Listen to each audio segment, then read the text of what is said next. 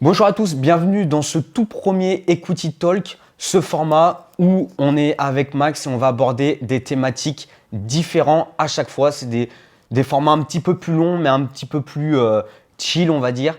Et dans ce tout premier, on voulait d'abord parler de pourquoi on en est arrivé là, comment on en est venu à faire de l'equity, notre philosophie, etc.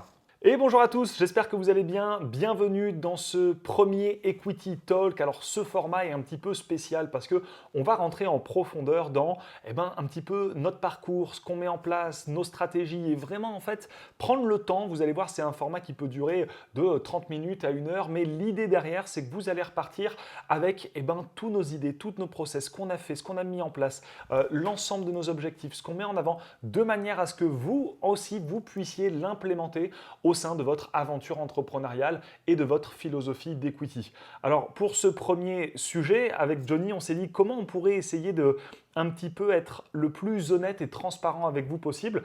Et donc on est parti sur la thématique de pourquoi on en est arrivé là en fait aujourd'hui. C'est une bonne question ça. Comment on en est arrivé là et quel a été l'élément déclencheur qui a fait qu'on a commencé à s'intéresser à l'equity et comment nous on l'a mis à notre modèle. Donc je te pose la question Max et on va commencer par toi, mais après on pourra échanger sur le sujet. Ouais, en fait, c'est incroyable parce que ce qui nous a permis d'arriver là où aujourd'hui on est, là dans ce canapé, et ce qu'on met en place avec l'ensemble de notre écosystème, on se rend compte que ça vient des multiples actions qu'on a pu faire au fur et à mesure des années. En fait, si je reprends mon histoire, qu'est-ce qui nous a permis d'en arriver là aujourd'hui? C'est tout simplement qu'est-ce qui, moi, au niveau de ma personne, j'ai mis en place dans ma vie pour devenir entrepreneur, pour vous rencontrer, pour essayer de grandir un peu dans cette aventure de l'equity. Donc, qu'est-ce qui s'est passé? Et j'aime bien raconter ça sous forme d'histoire. Et donc, de mes 18 ans, mes 24 ans, j'étais banquier, je travaillais au Crédit Agricole. Et un jour, j'ai un client qui est venu me voir et qui m'a dit, tu sais Maxime, nous, les chefs d'entreprise, les entrepreneurs, on a le savoir-faire, mais on n'a pas le faire-savoir. On est bon dans ce qu'on fait, mais on a du mal à le communiquer au reste du monde.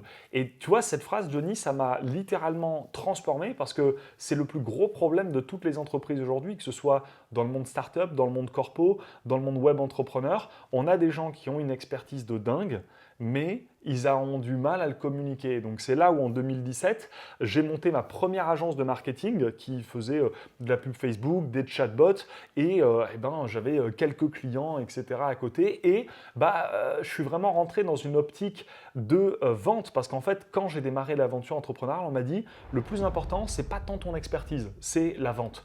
Va vendre et tu apprendras après ce que tu as vendu par la suite.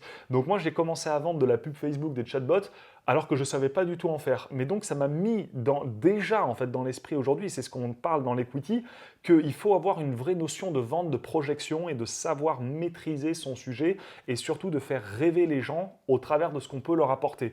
Et donc ça, c'est la première compétence que j'ai pu développer et donc je suis passé assez rapidement et facilement à 10 000 euros de chiffre d'affaires que je générais avec mon agence et donc j'avançais, j'étais dans ma piole de 4 mètres carrés chez mes parents, etc. Et donc c'est là où à un moment je me suis dit, à force de pouvoir être seul, parce que je faisais tout, hein, je faisais la prospection, la vente, la livraison, je gérais tous les problèmes, la compta, alors, si je faisais la compta, parce que la plupart du temps je l'oubliais de le faire, etc. Et donc à un moment donné, je me suis dit, putain, mais il faut que j'arrive à me structurer, il faut que je passe au palier d'au-dessus. Et donc ça, c'est là où ensuite, après, en est venu plein d'actions, mais tu as un peu un parcours aussi similaire, hein, un parcours solopreneur, si tu peux un peu l'expliquer aussi, parce qu'il est quand même assez atypique. Ouais, carrément. Moi, j'étais à la base donc mécanicien moto, mon tout premier métier. J'étais en alternance et je me suis fait opérer de la main, ce qui m'a emmené à du coup être en arrêt maladie, etc. On m'a loupé à l'opération, du coup, ce qui a fait que je pouvais plus être mécanicien moto. Et en fait, il y arrivait une histoire toute simple, c'est qu'il y arrive l'anniversaire de ma sœur, je dois lui offrir un cadeau, elle avait besoin d'un téléphone portable et je me dis tiens, je vais acheter un iPhone cassé parce que j'avais pas trop de thunes et je vais le réparer. Et je l'ai réparé, ça a fonctionné. Après, je me suis dit, bah tiens, je peux peut-être monter un business.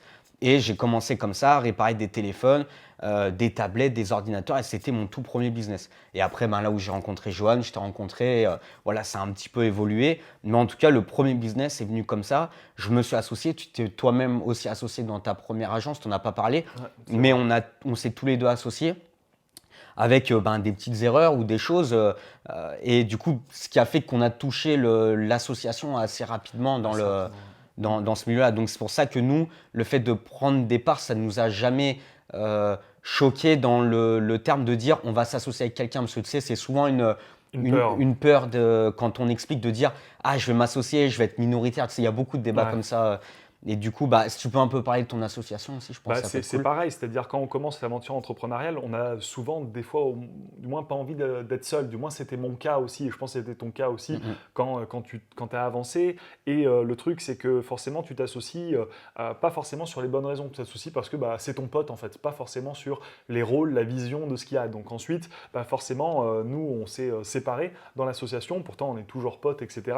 Mais c'est là où, à un moment, je me suis retrouvé seul et avec ce que j'ai pu développer. Donc c'est là où on rentre dans la partie chef d'entreprise, où je me suis dit, putain, mais en fait, et c'était quand? C'était 2018, mm. 2019, quelque chose comme ça, Ouais. où après avoir lu le livre Les 16 lois du succès, enfin les lois du succès en 16 leçons de Napoléon Hill, il y avait une phrase qui m'a transformé, c'est le pouvoir de l'association, et c'est surtout l'habilité d'un leader à avoir une grande vision et à pouvoir se servir d'autres personnes pour mettre cette vision en plan matériel. Et là, je me suis dit, putain, mais en fait, il faut que je trouve des gens qui ont des talents que moi, j'ai pas, qui sont complémentaires à ce que j'ai, pour pouvoir mettre en place des équipes et changer la mécanique de comment je développais l'agence. Et donc, c'est là, en fait, où bah, moi, je flippais parce que je vous connaissais d'avant avec Joanne, parce que je vous déléguais un ou deux clients Ouais. au niveau du marketing, et on a commencé à développer en fait bah, une relation, une On entente, s'est rencontrés etc. sur un groupe On Facebook. s'est rencontrés sur un groupe Facebook, c'est vrai, sur les agences de market.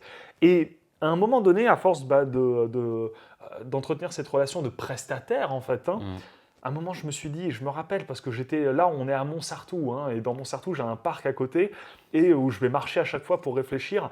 Et à un moment, je me suis dit, putain, mais en fait, il faut que je leur envoie un message. Il faut que je leur propose de s'associer. Et je flippais. Je me rappelle, j'avais envoyé un message à Joanne, et pourtant, je m'exprime très bien. Et là, Joanne pourra vous le dire, je bégayais en fait quand j'envoyais le message. Je disais, je pense qu'on pourrait faire un truc ensemble, je ne sais pas trop, mais. Et je bégayais. Et en fait, il m'a répondu en disant, mais en fait, grave chaud pour qu'on s'associe. Et c'est là en fait où notre aventure a Mm, mm. démarré. Vous aviez des locaux, vous étiez Il y avait des trois, bureaux, trois dans les bureaux. trois. Moi, Ouais. je suis rentré juste après. Euh, je vous ai apporté ma vision, donc ça c'était important de le dire, c'est quand on s'est associé, on n'a pas fait les erreurs qu'on a fait au début, c'est-à-dire c'était vraiment c'est quoi ton rôle, c'est quoi notre rôle, quelle est la vision de la boîte, qu'est-ce qu'on veut atteindre en termes de chiffre d'affaires, de clients, de structure. On s'est très vite structuré et en fait on est passé assez rapidement d'une équipe de 3 personnes à monter jusqu'à 13 personnes Ouais, ouais, en 12-13, ouais. interne Mm. dans nos bureaux avec des équipes, des process, des chefs de projet, etc. Donc on est quand même allé assez vite en fait Mm, mm. dans ce système-là. Et ça a été un peu une expérience qui a été valorisatrice parce que, ben, en fait, on n'était plus dans l'opérationnel du business, mais on était devenu dans l'opérationnel du management, en fait. Ouais. Et si tu peux peut-être revenir sur les premiers temps, quand tu es venu dans les bureaux, qu'on s'est dit, bah, allez, on monte une société, comment ça se passe, qui fait quoi, Ah oui, putain, les c'est le parts, les bordel, ça. statuts, les trucs. Je vais vous dire la vérité, je vais être honnête avec vous. Moi, je suis quelqu'un qui est contrôlant. C'est-à-dire que j'aime que les choses soient faites à ma façon. Et je pense qu'il y en a beaucoup qui nous écoutent où ils doivent se dire, putain, mais je suis un peu pareil en fait. Moi, j'ai ce syndrome de c'est mieux fait si c'est moi qui le fais. C'est mieux dit si c'est moi qui le dis. Et donc j'avais ce sentiment de contrôle et d'ego qui était là hein, pour me protéger parce que bah, j'ai un peu le syndrome de dire que bah, dans 99% des cas j'ai l'impression que j'ai raison plus que les autres. Et donc c'est un peu compliqué parce que quand on a voulu s'associer, on a eu forcément bah, des malentendus où je dis ouais on s'associe et tout. Mais en fait moi j'étais parti dans l'idée que c'était moi qui contrôlais la boîte, c'était moi qui avais le plus de parts. Et justement quand j'ai dit non non bah, on avait convenu j'ai 50, vous avez 25 et 25. Et je dis, non, non, mais en fait, ça va pas se passer comme ça. Ouais. Et Bah, en fait, tu étais parti en mode, vu que Johan et moi, on était déjà associés, Tu t'es dit, eux, ils font une personne. Et toi, tu fais une personne. Donc, tu as dit, bah, on fait 50-50. 50-50. Mais du coup, bah, nous, on était perdants. Mais ton raisonnement, pour toi, était juste. C'était très juste. Et Hein. du coup, ben, après, bon, là, on est rentré dans une négociation, mais qui a bien fini parce que on en est là. Maintenant, on est donc à 33% chacun sur la holding qui contrôle toutes les boîtes. Donc, Qui contrôle jusque-là, toutes les voilà. boîtes. Et aujourd'hui, c'est ça qui est dingue, c'est que avoir 100% de ma boîte d'avant ou avoir eu, ou si je vous avais dit non, non, moi je garde 100% ou 50% ou sinon 100%, sinon je m'en vais, ben, en fait, on se rend compte qu'aujourd'hui, même si j'avais gardé 3% de ce qu'on a aujourd'hui, 3% équivaut Ah oui, bah, à, complètement. 100 fois plus que mes 100% de tout le business qu'on avait d'avant. C'est ça. Donc en fait, c'est ça qui est dingue et c'est le premier truc que j'aimerais vous partager, c'est le pouvoir de l'association et d'essayer de lâcher prise sur le fait de dire c'est mon bébé, il faut que je le contrôle, etc. Parce que ça, c'est qu'une manière de penser qui va vous limiter par rapport à ce que vous pouvez faire et implémenter. Parce que lorsque vous comprenez que vous pouvez rajouter des talents dans votre boîte en diluant une certaine partie de votre capital de manière à pouvoir accélérer votre croissance, bah, en fait, c'est hyper strat de pouvoir faire ça. Je pense que ce qu'on a fait de bien aussi, et ce que du coup on applique dans nos autres business, c'est que avant toute chose, on s'est mis d'accord sur le plan long terme. Ouais. Tu vois, on s'est dit, OK, on monte une société, on s'associe à 30% avant même de bosser, tu vois, limite. Et finalement, bah, ça a cadré les choses. Alors, tu vois, des fois, il y a des membres, ils vont nous dire, je verrai ça après, tu vois. Ah ouais. J'essaye ça, et tu sais, ils sont timides sur le truc de dire, on se met d'accord sur le nombre de parts, qui prend quoi, qui fait quoi, etc. Et qu'est-ce qui se passe si il y a des disputes, si ça Exact. va pas, si la boîte coule, s'il n'y a plus de trésor, s'il n'y a plus de tout ça. Et ça, c'est vraiment important. J'en parlais avec des membres d'Equity Mastermind juste hier. Et ils me disaient, Max, c'est quoi l'élément là qui fait qu'il y a une bonne entente avec les associés? Et je leur ai dit, putain, mais en fait, il faut être prêt à mourir ensemble en fait. Vous êtes sur un même bateau, vous atterrissez sur l'île, et soit vous gagnez ensemble, soit vous mourrez ensemble. Et en fait, il faut être le plus clair possible sur... quand tout va bien, c'est facile. Mais quand tout va mal, qu'est-ce qui se passe? Et nous, je me rappelle, à chaque fois, on se disait, OK, si là, on n'a plus de clients, si là, on n'a plus de trésor, si là, on galère, qu'est-ce qu'on fait? Qu'est-ce qu'on met en place? Qu'est-ce qu'on essaie de faire? Et en fait, on est toujours parti dans cette philosophie de, si ça ne marche pas, on retente un truc. Si ça ne marche pas, on continue. Si la trésor, elle s'effondre, on optimise ce qui nous reste. C'est ce On qu'on a fait en limite les plus. dépenses. On fait des... Et donc, enfin, On l'a vraiment vécu en plus. Pour le Et coup, on l'a vraiment vécu. on a commencé l'agence tous les tu peux trois. expliquer ça un petit peu Ouais, bien pour sûr. que les gens On comprennent? a commencé l'agence où on avait, on a commencé à bien grimper parce qu'on a eu nos premiers clients. Voilà, on est monté jusqu'à 80 000 euros par mois. C'était très propre. On a eu une belle courbe. Et à un moment donné, ça a chuté. On reviendra après sur la chute, mais ça a chuté.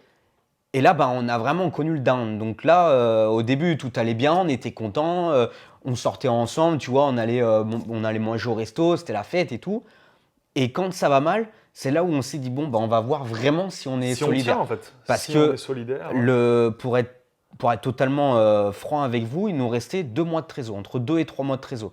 On avait en fait géré du cash de côté, on avait mis pas mal de trésor de côté.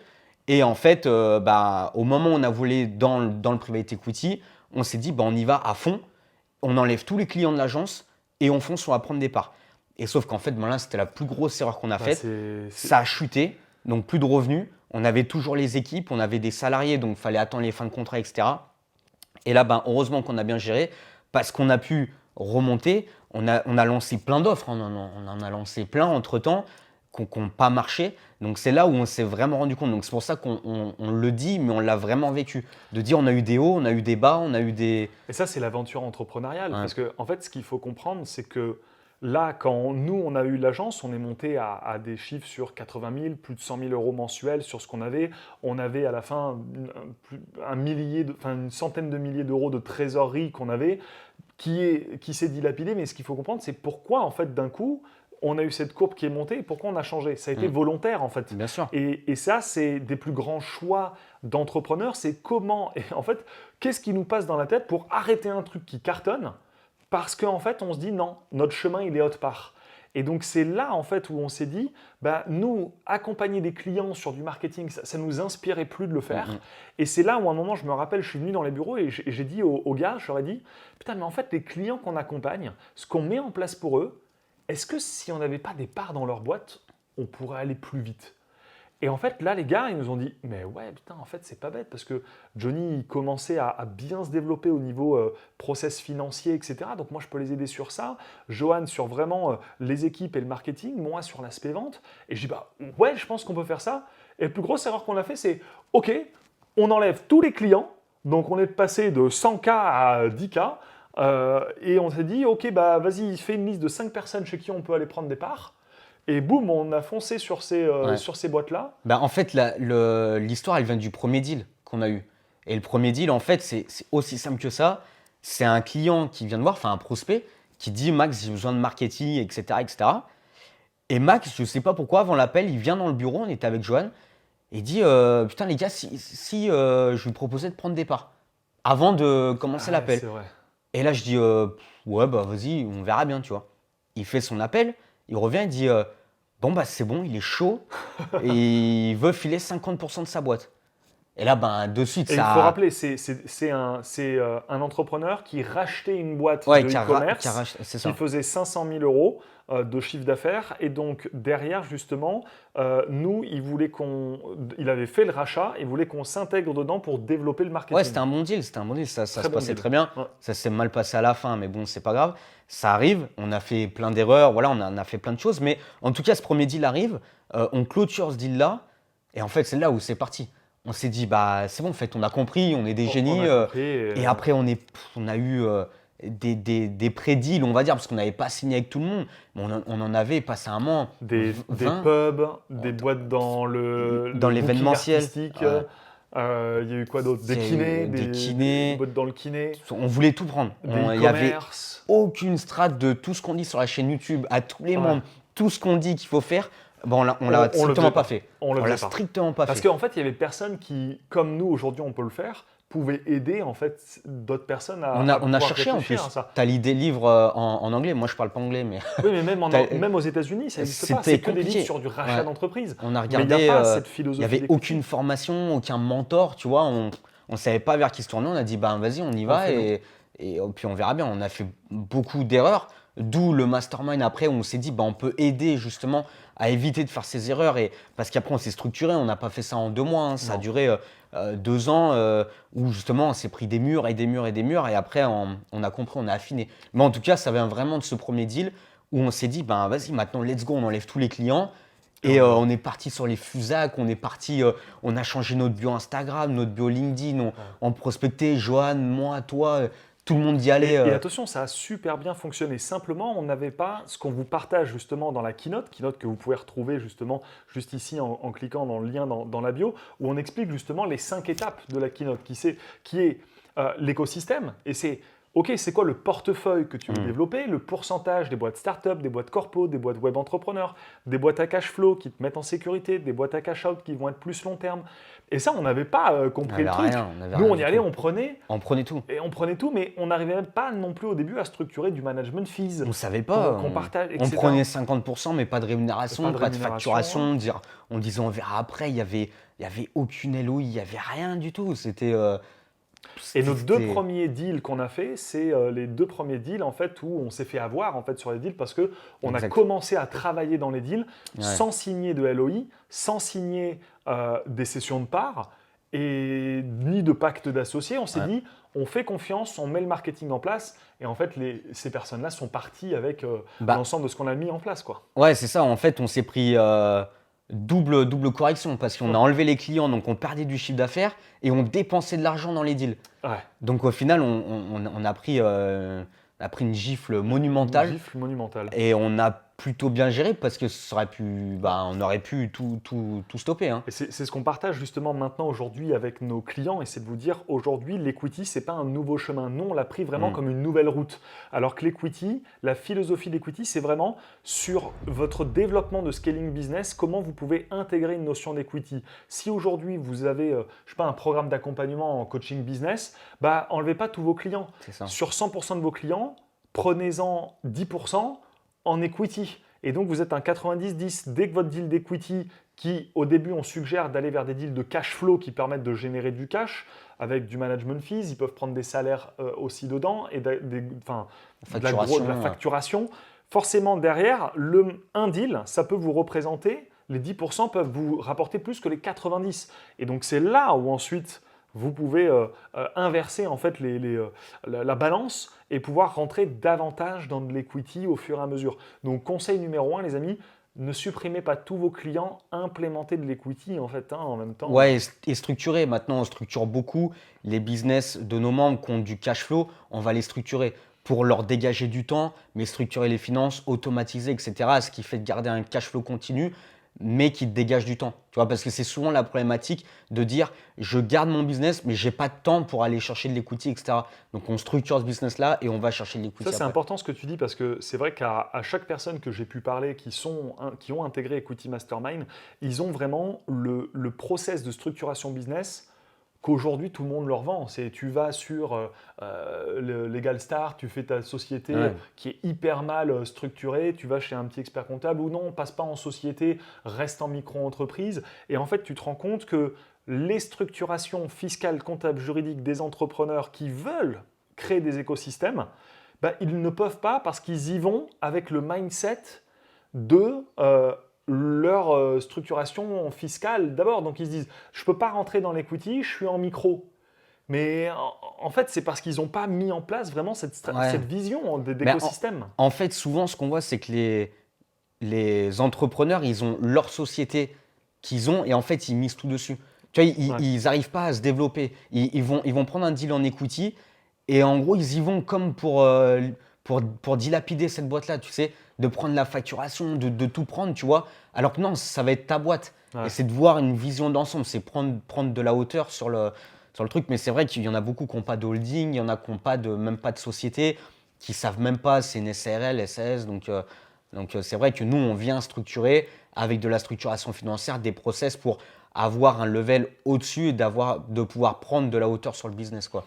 C'est exactement ça, et ça, c'est un vrai shift d'identité, parce que quand tu rentres dans de l'optimisation juridique, fiscale, etc., forcément, ton identité d'entrepreneur change avec tes modèles de structure. Si d'un coup je te colle et je te dis, bah, tu es une micro-entreprise, tu vas avoir les codes Exact. de la micro-entreprise. Tu ne vas pas te considérer ni comme un investisseur, ni comme un grand chef d'entreprise. Alors que demain, tu vas dire, j'ai une holding, j'ai juste même une boîte en bas. Tout de suite, tu inverses en fait les polarités et tu vois, tu prends un peu du galon, tu te dis non, non, je suis dans des modèles d'investissement, j'ai une holding, Ah, c'est et, ma boîte. et Et ça donc le change tout. mindset change Exactement. directement. Même les relations avec les autres changent, les deals changent, etc. Il y a tout qui change. Nous, c'est ce qu'on a fait en fait dès le début. On s'est dit, bah, on va se présenter en tant qu'investisseur Mm. et dans le pitch, bah, c'est toi qui pitch, mais ça change tout pour l'approche de deal, etc. Donc ça, c'est ultra pertinent de se dire, je suis maintenant investisseur et je suis plus un marketeur, un closer, ce que Ouais. tu veux après derrière. Mais C'est bien résumé hein, pour terminer justement ce premier Equity Talk. Ce que tu dis, c'est je ne suis plus un sales, un marketeur, un vendeur, etc. Je transforme mon identité pour intégrer celle d'investisseur et on se rend compte que c'est tout ce qu'on veut faire en fait au travers de cette chaîne YouTube, de la keynote qu'on vous propose et qui est offerte, vous pouvez regarder, et que derrière le programme Equity Mastermind, c'est au-delà des techniques, au-delà des stratégies, c'est vraiment un changement de paradigme et une transformation en fait identitaire. En fait. une philosophie, comme C'est tu une dis. philosophie et c'est incroyable parce que c'est ça en fait qu'on veut vraiment mettre en lumière sur le marché, c'est de rentrer dans cette philosophie d'equity. Parce que la philosophie d'equity, c'est pas que prendre des parts dans des boîtes. Mm, Parce qu'il y en a qui viennent vers nous aussi, qui disent je n'ai pas envie de prendre des parts dans des boîtes, je veux juste, j'ai ma boîte, mais créer une autre boîte qui est en lien avec Bien ma sûr, première. Et créer une complètement. troisième boîte qui est en lien avec ma première. Et la personne aura 100% de sa boîte. Il n'a pas besoin de diluer, mais il crée un écosystème qui est autour. On en a d'autres qui viennent parce qu'ils veulent racheter des entreprises. On en a d'autres qui viennent pour racheter leur propre entreprise avec les systèmes de LBO. LBO, ouais. Ils mettent leur holding rachète leur propre boîte, ça leur fait du cash qu'ils peuvent réinvestir. Enfin, il y a tellement de choses qui peuvent être mis en place que cette philosophie-là, je trouve que ça laisse le champ des opportunités juste exceptionnelles et démentielles en fait. Complètement. En tout cas, je suis très fier de pouvoir partager cette vision-là, que ce soit avec toi, que ce soit avec Joanne, et avec l'ensemble de tous nos membres, et bien sûr de notre communauté, parce que tous ceux qui nous regardent aujourd'hui, que ce soit sur notre chaîne YouTube, qui nous suivent sur Instagram, font pour moi, et je pense pour toi aussi et pour Joanne, c'est pareil, partie en fait Bien de sûr. cette communauté Ce de mouvement, ouais. l'Equity Family, et que, en tout cas, voilà, ça nous porte vraiment à cœur de pouvoir développer l'ensemble de ce qu'on a à vous partager. On aura plein d'autres épisodes à leur faire découvrir. En tout cas, n'hésitez pas, si vous voulez aller plus loin dans cette aventure, dans cette philosophie-là, on vous offre justement une keynote qui se trouve juste en dessous, vous pouvez cliquer dessus. Ça va vous parler de toute cette vision-là d'equity, vraiment faire fonctionner votre cerveau vers ce nouveau système, cette nouvelle mécanique de faire du business, mais aussi, on reste quand même très accessible. Vous envoyez un DM à Johnny sur son Insta qui s'affiche juste là, ou alors au bien qui s'affiche juste là, et on pourra discuter ensemble sur votre situation actuelle, qu'est-ce que vous voulez faire, est-ce que l'equity ça vous parle, est-ce que vous le faites déjà, et vraiment créer des relations, en tout cas c'est ce qui nous inspire. Il y a encore plein de choses qu'on aurait pu parler, le fonds d'investissement qu'on va Oui, bien mettre, sûr, ouais. mais en tout cas on vous réserve ça sur la suite des épisodes, la suite de l'aventure, et très très heureux de pouvoir vous faire participer à tout ça. On vous souhaite une merveilleuse journée ou soirée, et on vous dit à très bientôt. À très bientôt.